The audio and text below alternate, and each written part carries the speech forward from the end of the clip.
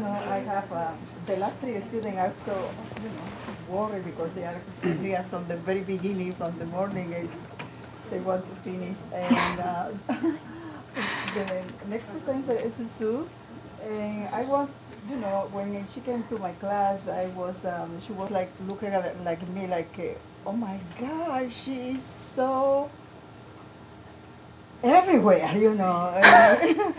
smiling, dancing, everything. But she, suggested to me that sometimes when we were speaking Spanish, because most of my students are from another courses, and she said, I don't understand what you're saying. I had to, come back again and start to speak English. Because she has also worked very close with Dr. Yoshiko. I will ask Dr. Yoshiko to present her. Okay. She has been working very hard for this project. And she is a native speaker of Japanese, so she didn't really have any problem with putting it together in Japanese. But then again, her topic, she challenged herself, and she chose the topic of Japanese American history, which is, it's really American history. But it's more critical and very complex because they have the Japanese mind, traditional mind, and also American mind, and very, very complex issue. So it was very challenging for her to understand in depth and then putting it together. So I hope you enjoy her work. Thank you.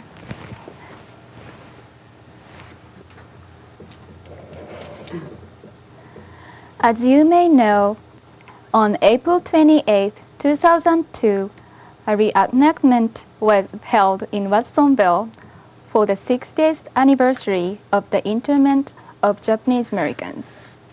This is the scenes from the event.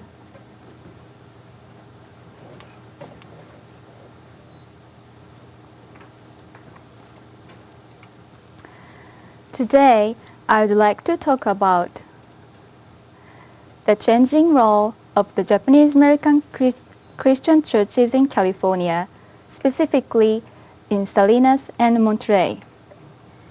I have had the opportunity to conduct in-depth interviews with 2 Japanese American pastors in this region and learn a lot from their experiences.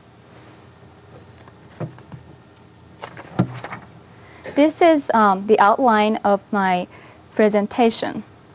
First, I'd like to talk about the life of Issei, the first generation Japanese American immigrants. Secondly, I'd like to discuss role of religion in an Issei adjustment to living in America and the origin of the Japanese American churches. Thirdly, I will review the early growth of Japanese American Christian churches and the effect of World War II. Finally, I want to look at the current role of Japanese Christian churches.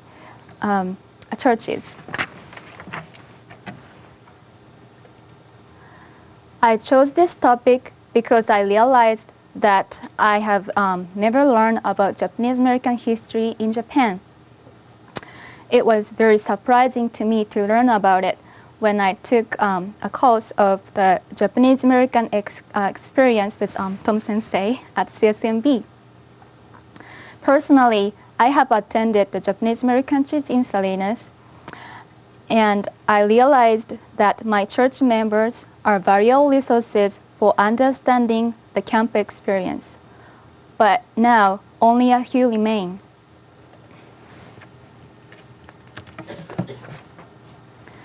I interviewed 2 pastors, Pastor Koga and Pastor Takarabe. These pastors have different perspectives because of the difference of their background. Pastor Koga is a retired pastor currently leading Sunday school at Lincoln Avenue Presbyterian Church in Salinas. He is a Kibei Japanese American who was born and raised in Japan, born and raised in America, and then educated in Japan and came back to America. He experienced the hardship being Japanese American in the pre-World War II period. On the other hand, Pastor Suzue Takahashi, he came to United States in 1957 to go to high school in America. He is currently pastoring at El Estero Presbyterian Church in Monterey.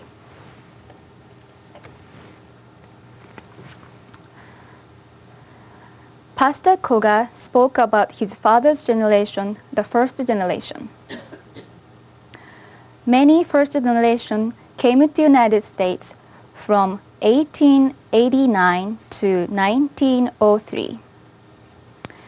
Many worked as farmers, fishermen, and cannery workers.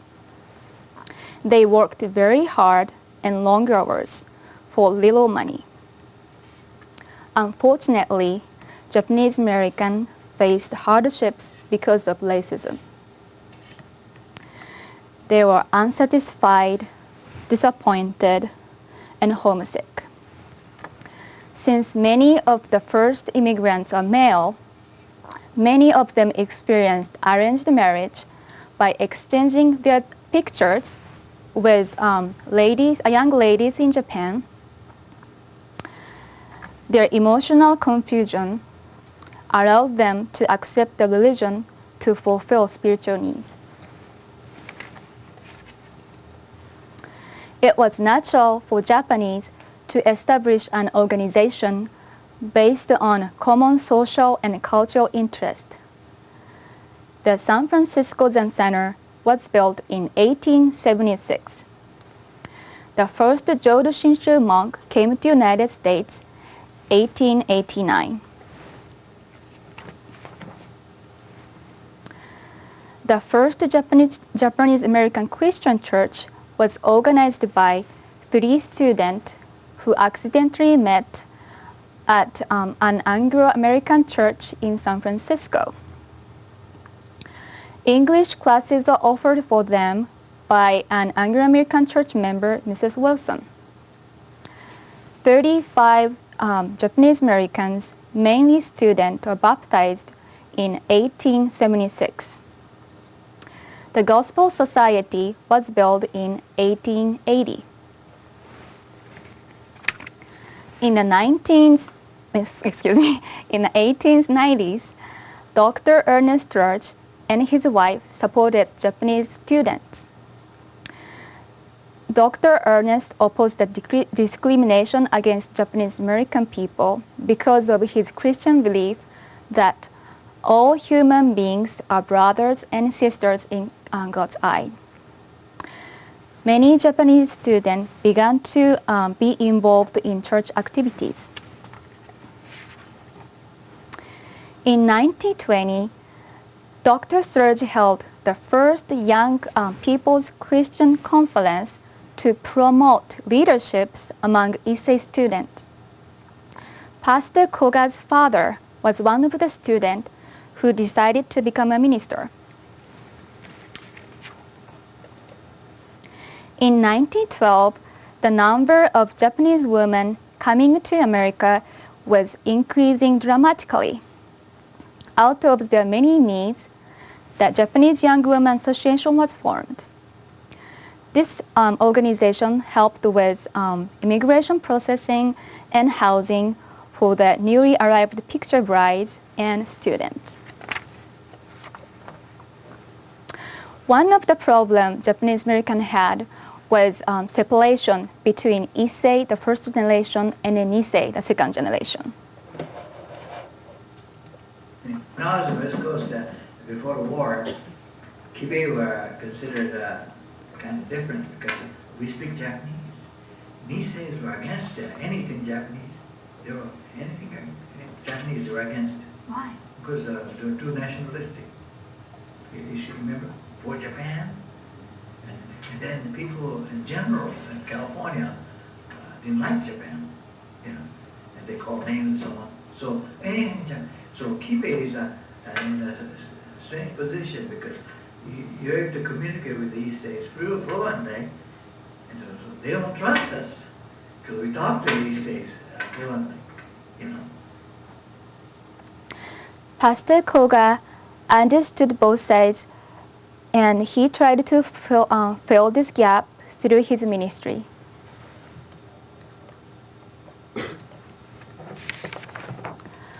On December 7th, 1941, Japanese planes attacked Pearl Harbor. This allowed Anglo-Americans to have official right to treat Japanese Americans badly. Anglo-Americans began to call Japanese Americans the enemies, though many, the second generation, was born and raised in America and were U.S. citizens. FBI agents began arresting the leaders of Japanese community, including Christian ministers and Buddhist priests. And soon, the evacuation was forced on all the Japanese Americans, even those who had only one-sixth Japanese blood. The life at internment camp devastated Japanese Americans. They had to leave their property, job, and memories. They were suffered from emptiness, fear, and anger. Fathers were no longer able to make as much money as they had made. Children could not see strong father figure anymore. Since they had to eat at the dining hall, children started to eat dinner with other children. The family structure was destroyed. Sunday school started by parents' request to have a place to teach their children. Any children, including children who had Buddhist parents, came for worship until Buddhist service started. Parents were encouraged by listening to the worship and began to go to church, redefining the family structure. Young Nisei Christian leaders were very active, and some young students, including Pastor Koga, got out of internment camp in order to go to seminary. In 1945, World War II was over. When Japanese Americans returned from the internment camp, they found no homes, no jobs, no loans for them. There was still racism. Since Japanese Americans lost their properties, including their house, churches were used as hostels. The gym was used to sleep and also offered meals. Japanese Americans could not get jobs because of the ethnicity. Japanese Christian churches was used as job agency. Japanese Americans needed to be healed from the experience of internment camp. Meditation seminaries are also offered. Pastor Takarabe interviewed both Issei and Nisei through those seminaries and collected the materials and published 2 books, Issei Christian and Nisei Christian Journeys. So please take a look if you're interested later.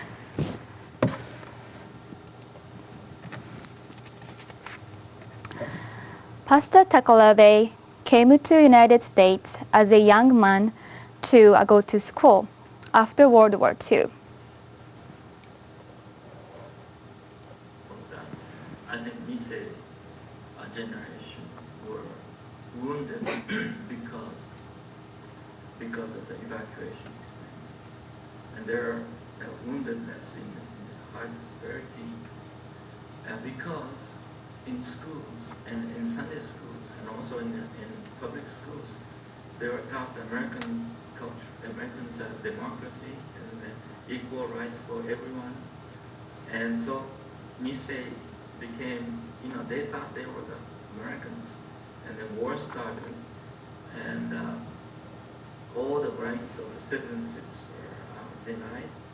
I think that was so painful, and so they buried that pain, and they had to survive. They had to work with Caucasian friends and so afterwards.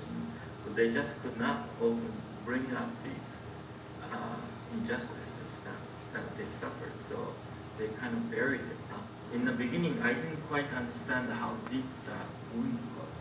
So I didn't understand why Niseis don't speak up against the injustice, social injustice. They would not do that. And some were not wounded. They were also wondering why the parents don't speak. When Pastor Takahashi started to preaching in Japanese American community as a Japanese, he didn't understand why Japanese American did not associate with Anglo-Americans. Preaching in the Japanese American community allowed him to understand the deeper feelings.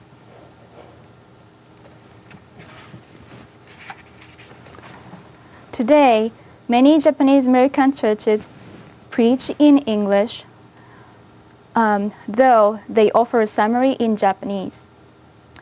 There are a variety of ethnicities in a Japanese American church because many Nisei and Sansei married with other ethnicities. Some Japanese American churches still held Japanese language classes. Some Japanese Americans left the church because they are discriminated against by the Anglo-American church members during World War II, and they couldn't let go of it.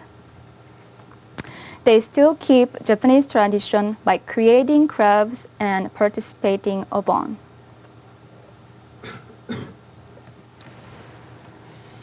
Pastor Koga published his book, Japanese American Faith Journey, from 1936 to 1946 in order to educate people in Japan about Japanese American history.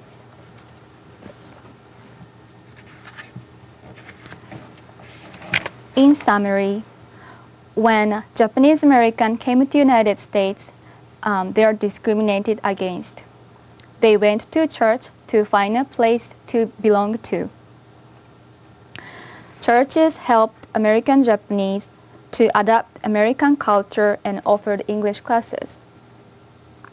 During World War II, Japanese Americans went to church regardless of their beliefs and learned about understanding injustice.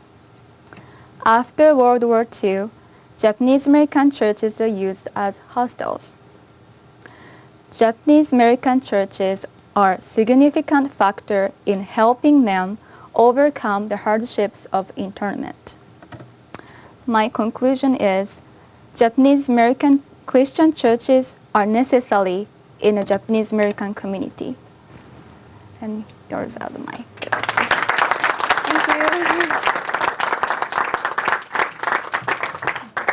Thank you. Do we have any questions?